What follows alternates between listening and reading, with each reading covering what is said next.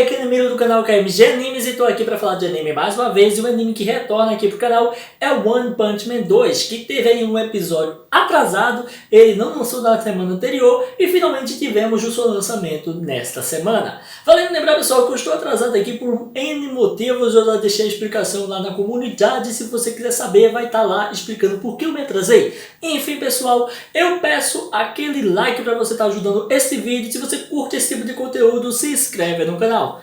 No caso, pessoal, esse episódio foi bem legal, eu gostei bastante. Pela primeira vez eles tiraram o pé do freio, eles não resolveram dar aquela adiantadazinha, aqueles cortezinhos.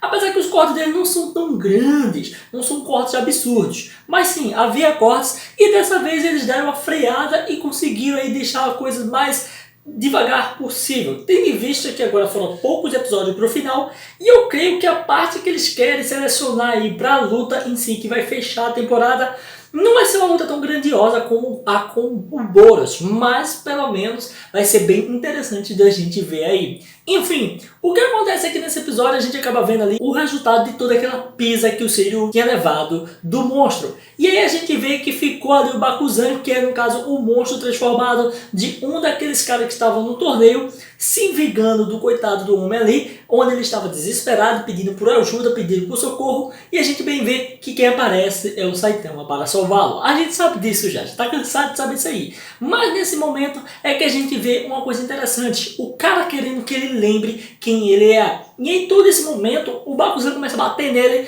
e ele não tá nem aí, onde ele fica sendo arrastado por vários lugares, mas ele em si não sofre nenhum dano. Onde a gente mesmo vê que o carinha, o Shiryu, que tá ali deitado e desesperado, fica tentando entender o que tá acontecendo e a que nível de poder o Saitama tá. Porque é muito alto o nível de poder de Saitama, tendo em vista que não acontece nada com ele.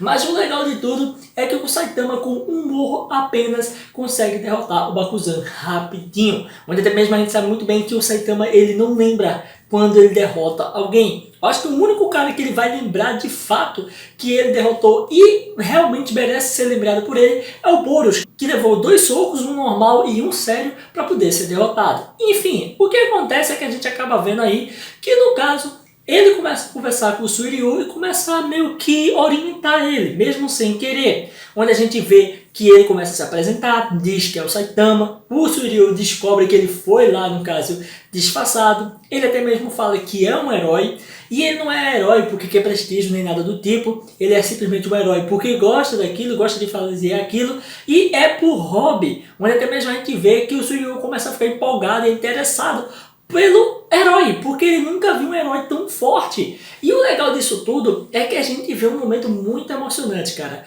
Quando o Shiryu fala sobre um grande monstro, que no caso seria o outro monstro lá que foi embora, que é bem forte, que criou todos os outros ali, que deu as células para eles.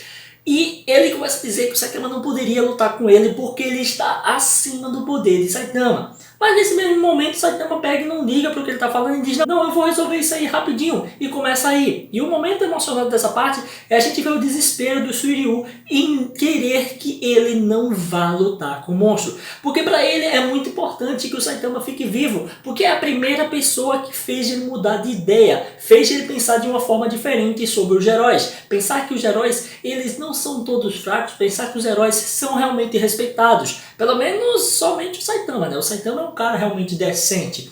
Mas o resto, nem todo mundo ali presta. E a gente sabe muito bem que o Saitama tá aí para mudar. É a quebra do clichê daquele pessoal ali. E a gente vê que ele fica muito triste querendo impedir ele, mas enfim, não consegue impedir o Saitama de ir lutar com o monstro. Onde até mesmo a gente vê uma cena bem bonita, né? O horizonte assim, a gente vê no Saitama indo. E o legal é que a gente vê que ele fica preocupado, ele fica ali triste pensando que deixou o único herói que era forte, que fazia ele ficar empolgado e ir embora, cara. E nesse momento a gente vai escutando a luta acontecendo e de repente a gente vê a cabeça ali do vilão do nada justamente aparecendo para o Shiryu, onde ele fica chocado com o que viu, não acreditava na tamanha façanha do Saitama. Onde o Saitama volta e ainda diz que tinha esquecido de falar algo a ele e pede para que ele não conte a ninguém sobre o que tinha rolado ali.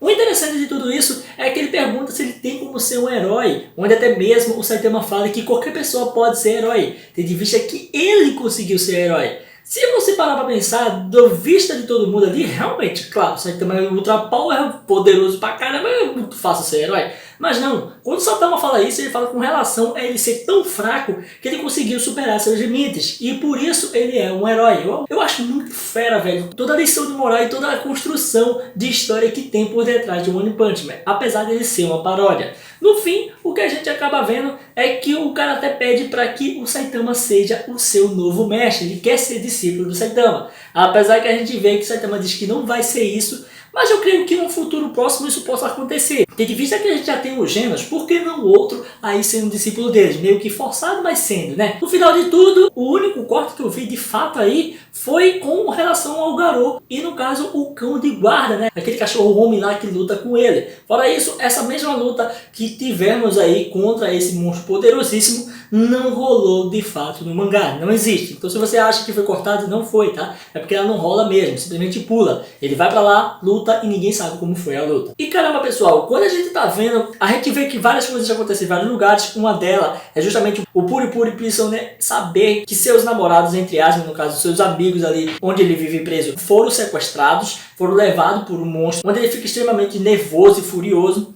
A gente vê também algumas coisas interessantes, que é justamente o Saitama pensando e raciocinando sobre a relação com o que ele tem com os seus poderes, onde até mesmo ele encontra o King. E nesse momento ele começa a conversar com o King e bater um papo com ele sobre isso, sobre o que ele deve fazer, sobre a situação que ele está e como ele está entediado. O legal de tudo isso é que o King, por mais que ele pegue algumas referências, algumas coisas de mangá e tal, ele fala um negócio tão legal, velho, tão top, que simplesmente ele acaba dizendo que o Saitama é fraco, não é um herói forte. É meio bizarro isso, mas já é uma verdade. O Saitama ele pode ser muito forte, ele pode ser muito poderoso, tem uma força inimaginável, mas no fim das contas ele não é tão forte assim na questão mental, na questão dos seus ideais, porque ele fala que de fato o Saitama ele não tem um objetivo a seguir, ele não pensa em ser um melhor herói, no caso, sei lá, salvando pessoas, não tem um objetivo de quantas pessoas ele consegue salvar, não tem um objetivo de quantas coisas ele consegue fazer pela humanidade. Não existe nada na mente do Saitama, é simplesmente um vazio.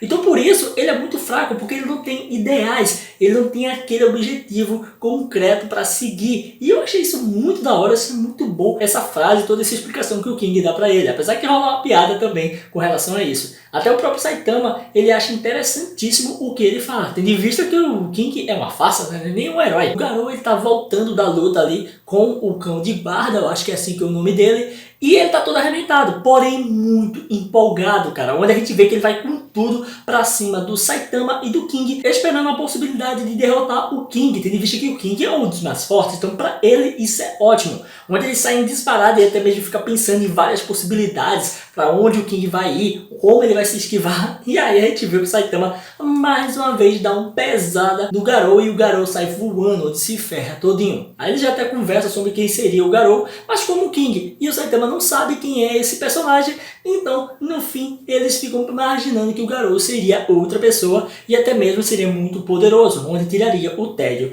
do Saitama, que é justamente o fato que levou ele a artes marciais e outras coisas, né? Mas antes que eu me esqueça, o Sonic também teve uma visitinha, outras pessoas que vieram da aldeia, ou pelo menos de aldeias vizinhas, onde ele aprendeu as suas artes marciais, também vieram falar com ele e tentar recrutá-lo para a associação de monstros, onde até mesmo mostra que são monstros e dão uma célula para ele, onde ele até fica realmente pensando em, no caso, como ficar forte para derrotar o Saitama. Então ele prefere perder sua humanidade do que ser humano e não conseguir chegar a derrotar o Saitama. No final de tudo a gente acaba vendo até mesmo o antigo mestre do Garou pensando e até mesmo dizendo que o Garou é quase impossível de se derrotar e ele havia criado uma pessoa que não era fácil de se derrotar. Ninguém poderia ter derrotado ele ainda, pois mesmo que se pergunte, será que alguém derrotou ele? Não tem como, porque o cara é muito forte. E no finalzinho vemos aí um momento de tensão, um momento onde mostra ali que todo mundo relacionado à associação de heróis está preocupado com o desaparecimento da criança,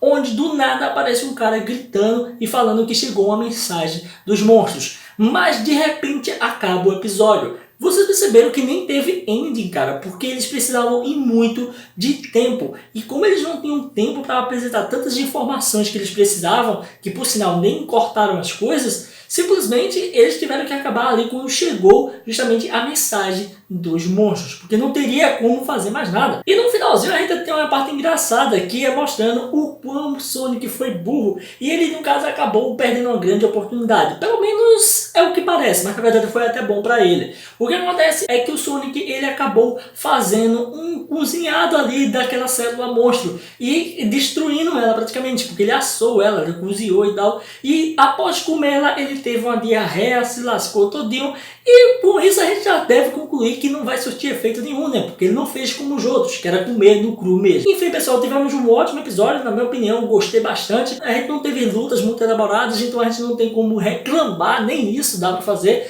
porque na verdade esse episódio foi mais contido e mais conversa mesmo. No fim das contas é isso aí, galera. Se você curtiu esse vídeo, dá um like aí, comenta, não deixa de se inscrever e ativar o sininho para estar recebendo notificações dos vídeos que eu postar aqui todo dia, beleza? Valeu, galera! Fui!